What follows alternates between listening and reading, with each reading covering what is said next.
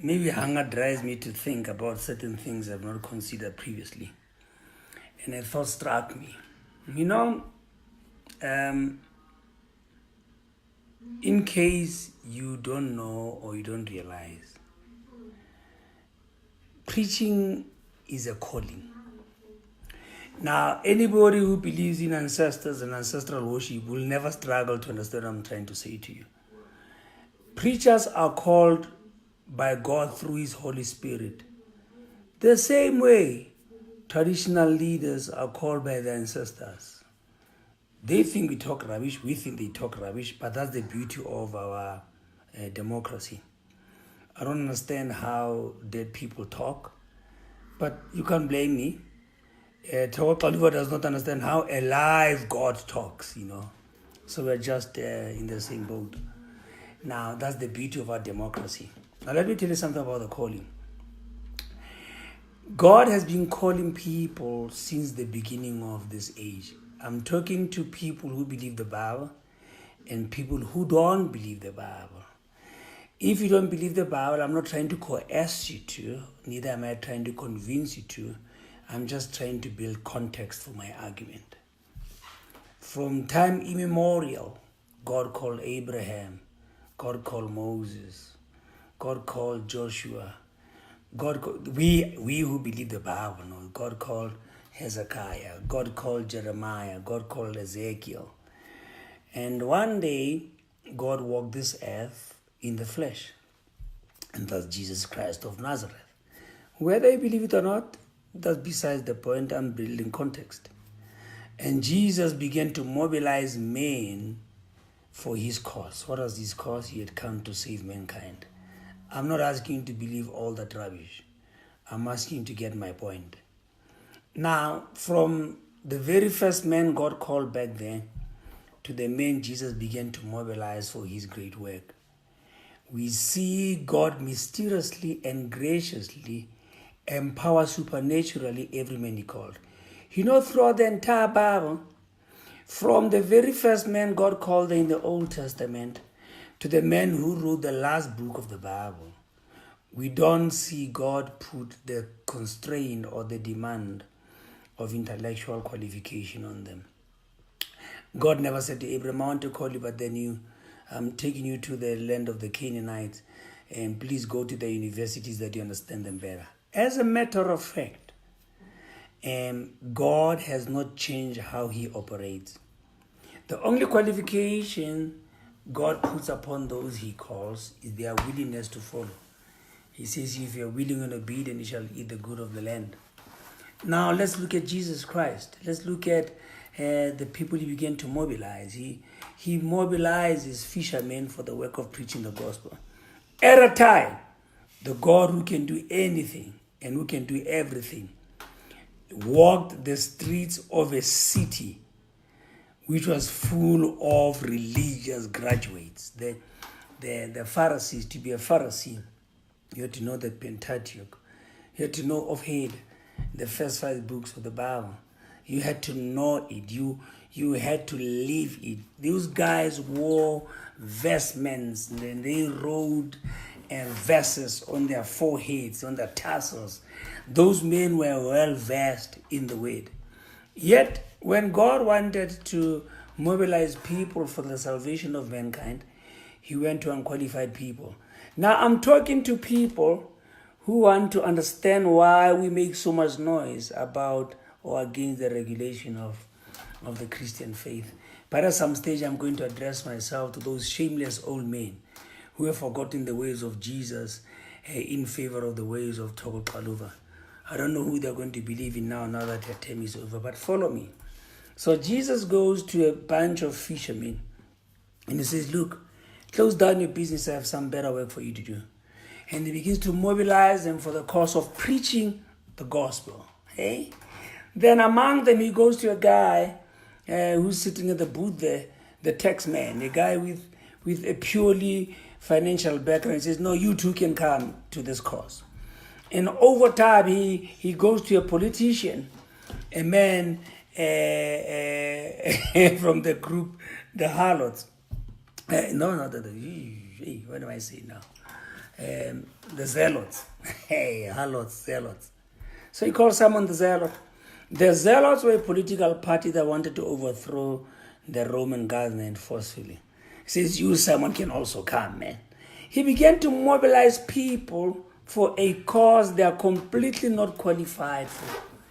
And the only way they're going to qualify is to accept his calling by faith. And now later on, Jesus Christ walked this earth. He himself shocks a lot of people because he comes from the background of a carpenter. Completely unqualified. Completely unqualified. And he begins to argue out the scriptures with legal experts of his day. And they marvel that this guy has no education. This guy is not from among our schools. And then he goes on, later on, he calls two men. One of them is Peter, a fisherman by profession. And he says, Peter, I am calling you to be my apostle to the Jewish scholars. Go among the Jews, people well versed in the book of the law, and you are coming up with just a fishing background except the fact that you have hung out with me. And you are a suitable apostle to them. Then he goes among them, the educated. He finds a man called Saul of Tarsus, a lawyer, a Jewish lawyer. A man who before he came to Christ was a Pharisee and he sat in the Jewish council. A man well versed in the law, a man well versed in the history and the legacy of Judaism. He takes that man, he sends him among the Greeks, among the Gentiles, among a people to whom he was a complete fool. And I'm sitting here and I'm thinking, what's wrong with Jesus? Wouldn't it have been better since Peter had no education at all, that he should just send him among the Greeks because he was a fool anyway? And he would have taken this guy, Paul, who was well versed in the ways of Judaism, and sent him among the Jewish leaders. I mean, it would have given me so much sensitivity there.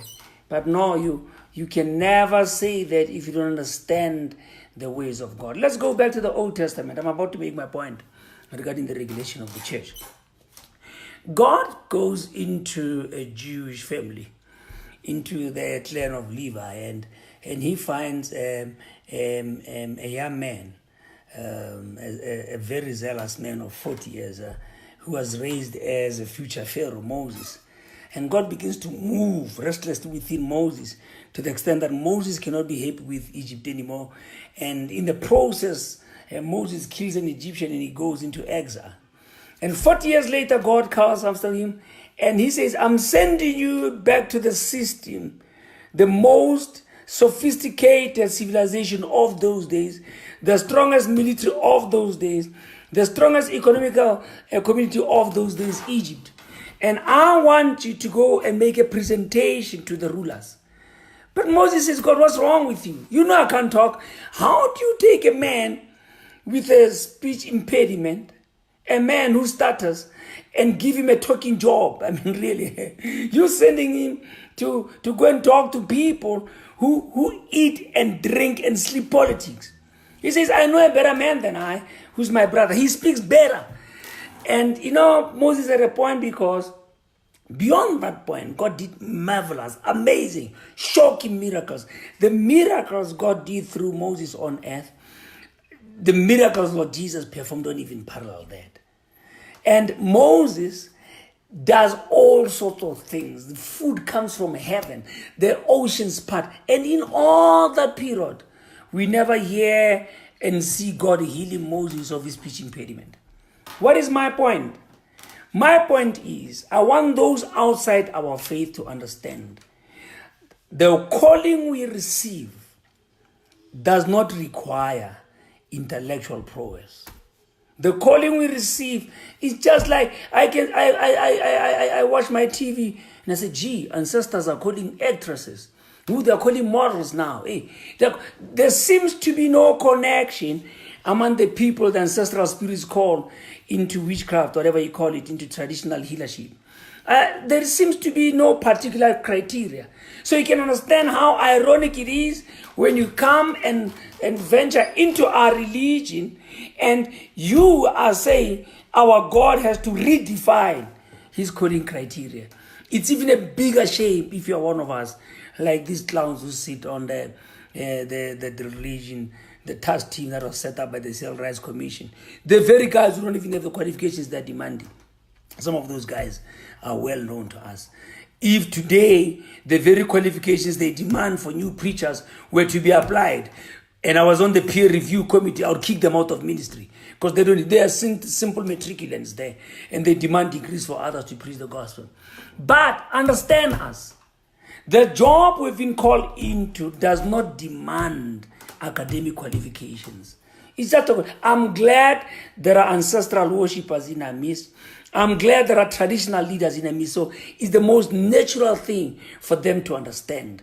When their ancestors call you, you don't need any qualification except your willingness.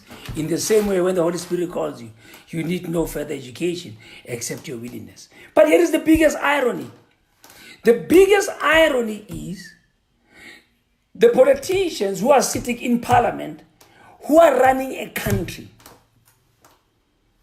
In all the years of politics, there's never been a single country.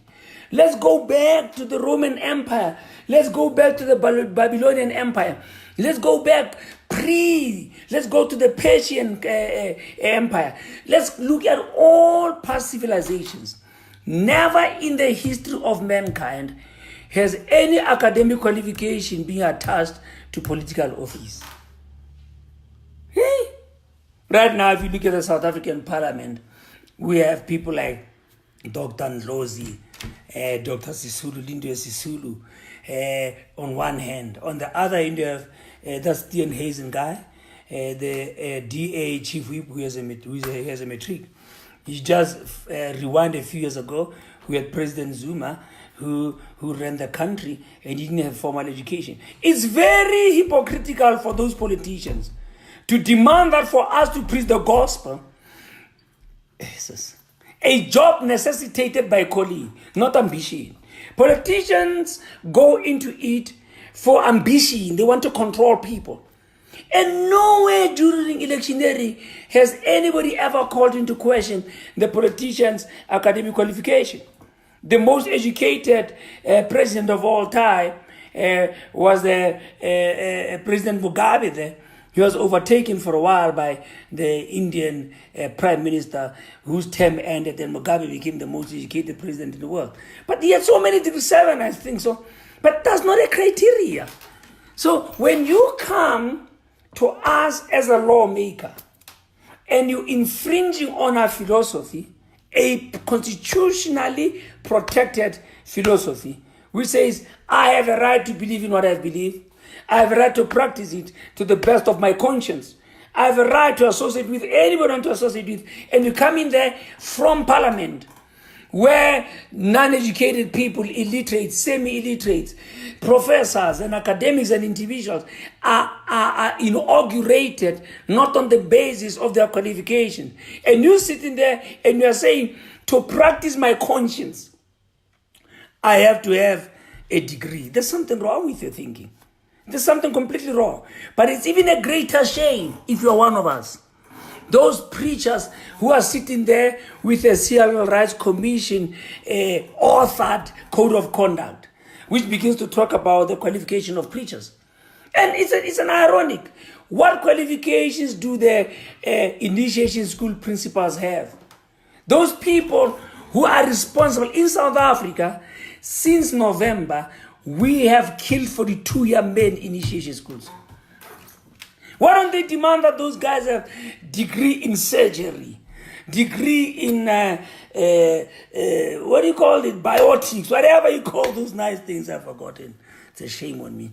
Why don't you believe that since you are dealing with complicated, because circumcision is a very complicated medical procedure, unless you believe that your ancestors have given the ability to cut the correct size and correct angle, which we can't argue with because we don't believe what you believe in. Yet you have the audacity to say, for me to sit with 2, 3, 4 people who share my faith, I have to have a medical degree, I have to have a theological degree. Do not forget what I said to you 2 days ago. A religion is not a science. Medicine is. Law is. Economics is. because those reside within empirical spheres of tangible proof, research finding, tested and but we live by faith. Now you say to me, to be a propagator of such an abstract philosophy, non-scientific practice, faith. Science says we must prove it, we must research it, we must go to the laboratory, you must show us your samples. My religion says, if you believe it, it is. My religion says faith is being sure of what you believe, certain of what you don't see. That is complete foolishness, and correctly so, because God designed it to be foolishness, according to 1 Corinthians chapter 1 and 2. So you are saying, for me to practice my deliberately constituted foolishness by divine appointment, you said to me, I must go to an earthly university to be taught reason. You are saying that? To come back to practice being sure of what I don't see, certain of what I'm hoping for. You must be crazy. Lay your hands off my religion. And you preachers calling for the regulation and the qualification of, shame on you, man, considering your own background.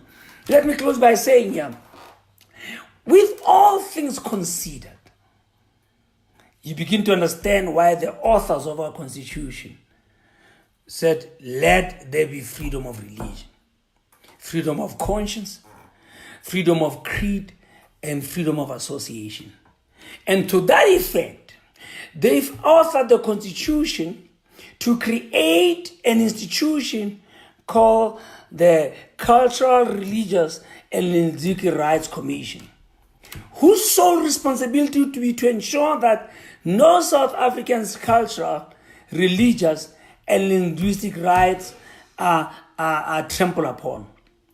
The very cause they are fighting against, the very cause they want to kill, the very cause they are opposed to. So basically, these people have come on board, have been appointed to ensure that I practice my religion in peace, I speak my language in peace, I preserve my culture in peace.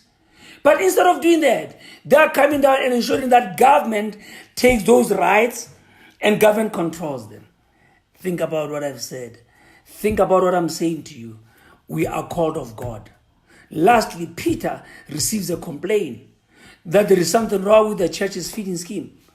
And he says, look, I don't possess that ability to run organizations. I don't do that. But here is a criteria. Choose among yourselves men, listen to the criteria, full of the Spirit and wisdom, and let them look after the affairs of the church. We believe the Bible. We believe the Bible on its own is God's word. It need not be augmented with any other literature to be authentic. Our faith is based purely on the Bible. So if you're a true man of God, like I am, if you're a true servant of God like I am, we believe that the only criteria to be involved with the ministry is a calling from God. Then you need to be full of the Holy Spirit and wisdom. Then, according to 1 Timothy chapter 3 and Titus 1, you need to be a man of high moral standards. There is no other qualification dictated to by the Bible except those. You can't be a true believer in the Bible and then say, no, look, no, but then there's something Jesus didn't see. We need degrees. We need masters. We need PhD. It's foolishness. Live a religion. There is a reason the Constitution says, leave it alone. If politicians are concerned about regulating any industry, let them start with Parliament.